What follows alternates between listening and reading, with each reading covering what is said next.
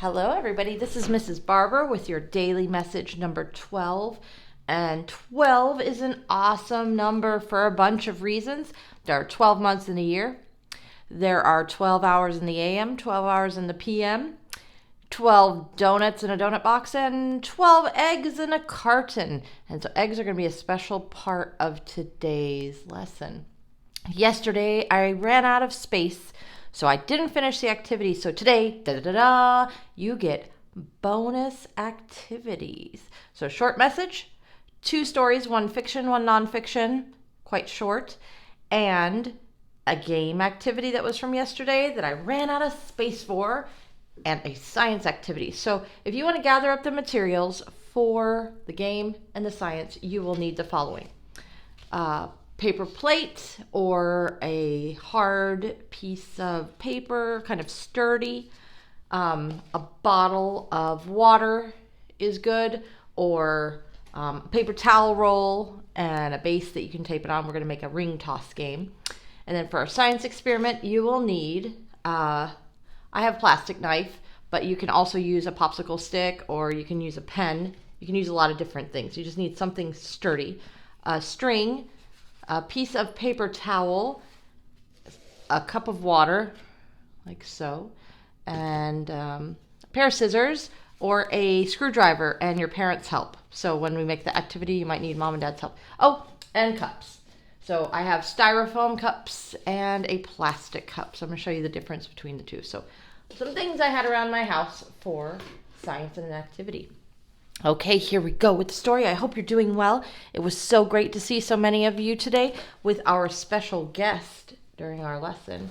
And tomorrow, we hope to have another special guest. So maybe you can guess what it is based on today's stories. Chicken on vacation. And I can read book. Maybe you can imagine what this chicken would do on a vacation, what you might be doing on your adventure at home today. Chicken on vacation. Zoe burst into the barn. "Pack your hat, Sam," she said. "We're going on a beach vacation. We'll swim, we'll build sand castles, we'll find buried treasure." "What about lunch?" asked Sam. "You didn't mention lunch." "I packed a picnic," said Zoe. "Why didn't you say so?" asked Sam. "Let's go." "Where are you going?" asked Pip. "On vacation," said Zoe. "Come to the beach with us." "Will there be crabs?" asked Pip. "Crabs can pinch." "I'll protect you," said Zoe. "No pinching on my watch." "Look at the ocean." "Oh, look at the ocean," said Zoe. "I see the pond," said Pip. "Look at the beach," said Zoe. "I see dirt," said Pip. Pip swam in the pond. Sam swam in the mud. Zoe swam Zoe style. "You're on the dock," said Pip. "Not the dock," said Zoe. "A surfboard." Sam shook. "Is it time for lunch?" he asked. "Time for sandcastles," said Zoe. "I brought tools." Pip built a short castle. Sam built a wide castle. Zoe built a Zoe castle. "My kingdom is grand," said Zoe. "My kingdom is messy," said Pip. "My kingdom is for lunch," said Sam. "I found something," said Pip. "A map?" said Zoe. "It leads to buried treasure." "And lunch?" asked Sam. But Zoe was already off. "Where's the treasure?" asked Sam. "I see the tractor," said Pip. "Not the tractor," said Zoe. "A lookout tower." Zoe climbed to the top. "I see the treasure," she said. "It's that way." "I see an old fence," said Pip. "Not a fence," said Zoe. "A shipwreck."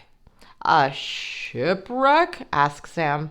The treasure must be nearby.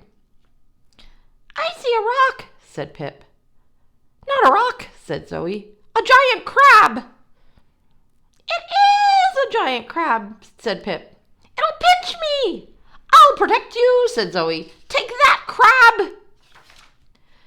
You scared it, said Sam. You saved me, said Pip. Told you I would, said Zoe. And there's the treasure. Pie, squealed Sam. The treasure is pie. Ready for our picnic? Asked Zoe.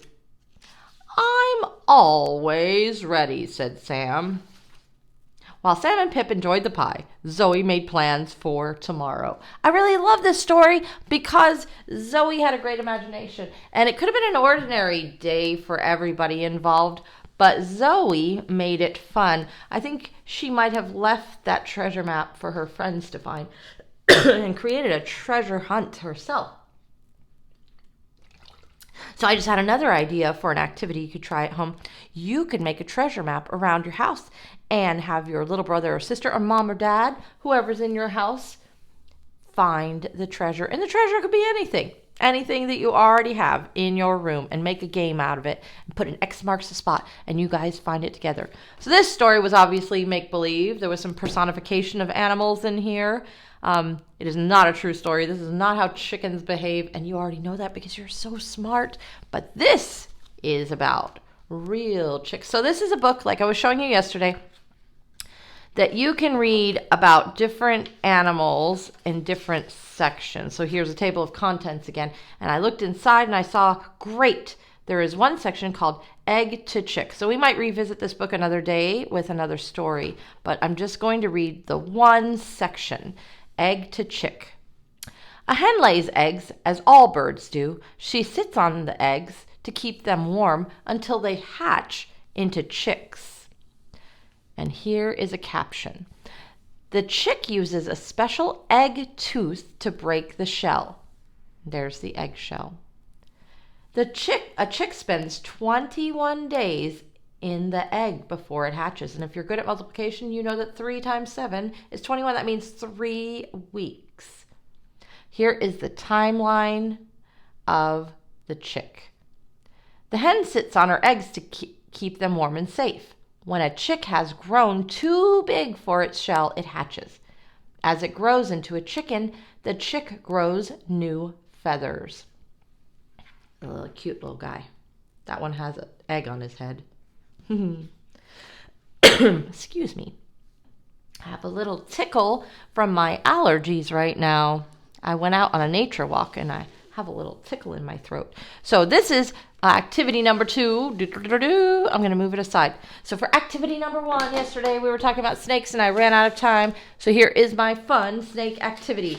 I have already made 2 rings and then I'll show you how to make the third. So these are snakes.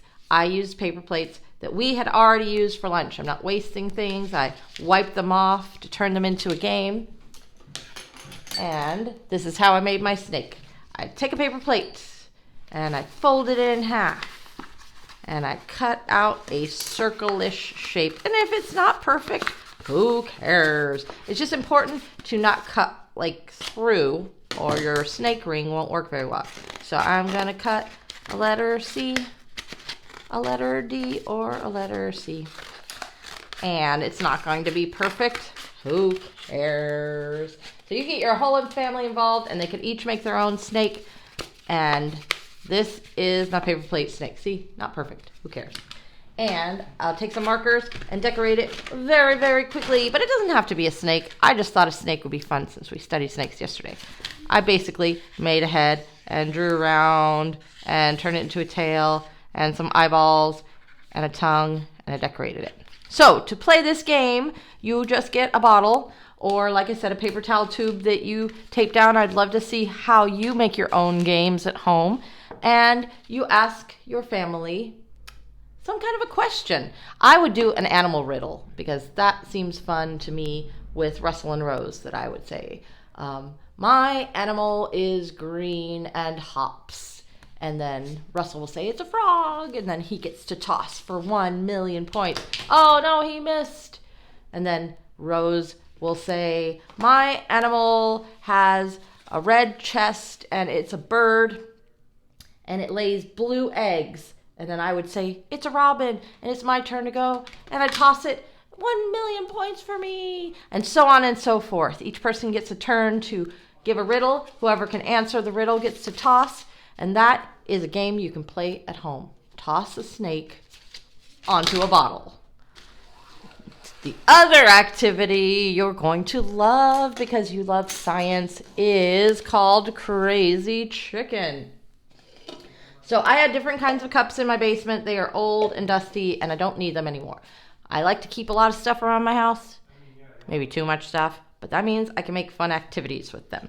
So I got this cup and a different kind of cup, a length of string. You can use yarn and a fake knife. It's not real. It's not going to hurt me, but you can use a chopstick. You can use a real spoon. It doesn't matter. Just something you can tie a string around and some paper towel and some water. So what you do for Crazy Chicken, I've already done it here, but I will show you from the very beginning, is you get something pokey and you poke a hole through your cup. Now, you might need some help with this part, but you can use the end of a pencil. You can use a screwdriver. I'm using very pointy scissors. I'm a grown-up, so I can do this. And you poke a hole clear through. See? Not too big. Then you take your knife or whatever you're using. Be safe, whatever you're using. Or have mom and dad do this with you. And a length of string, I'm just using cooking twine, but yarn works. I'd like to see you try different things. You know, what happens if you use yarn, cooking string, and a ribbon? What is the difference in your outcome of your experiment? That's what scientists do. They try different things, different tools to see what will happen. And I didn't show you what I was doing. I did it in my lap. How goofy is that? I am going to cut that off because I did not demonstrate. All right, here is what I am doing. And you might need some help with this part too, and that's okay. It can be a family activity. So I am tying a knot around my knife, like so. And then you can see it dangles. And then I'm going to poke the string through my cup. And some people like to use the scissors, you know, to get it, shove it down, but you got to be a little careful not to make your hole too big. And when it peeks through, you can pull it through the other side. So this is called Crazy Chicken. Right now, my paper towel's dry. I'd like you to listen to the sound of the experiment. Doesn't sound like a chicken, doesn't sound annoying, just kind of sounds scratchy. But when you dip your paper towel into water and get it a little bit wet, and I'd like to see what happens if we use fabric, not paper towel. What happens if we use different tools? So I got my thing wet, and here is the sound of a crazy chicken. Do you hear that crazy chicken? I pull it.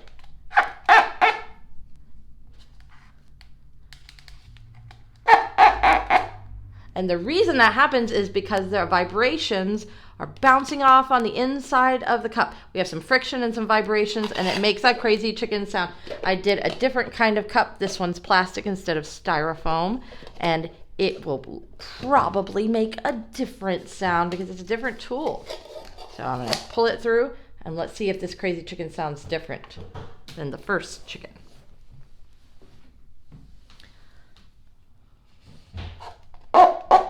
Oh, it sounds similar, but I think a little bit deeper, the vibration. And it's very annoying. So make your own crazy chicken at home. Send me a video or a picture if it's something exciting. I'd love to see what you're doing for science and to keep your big brains in use. I love you very much, and I'll see you tomorrow.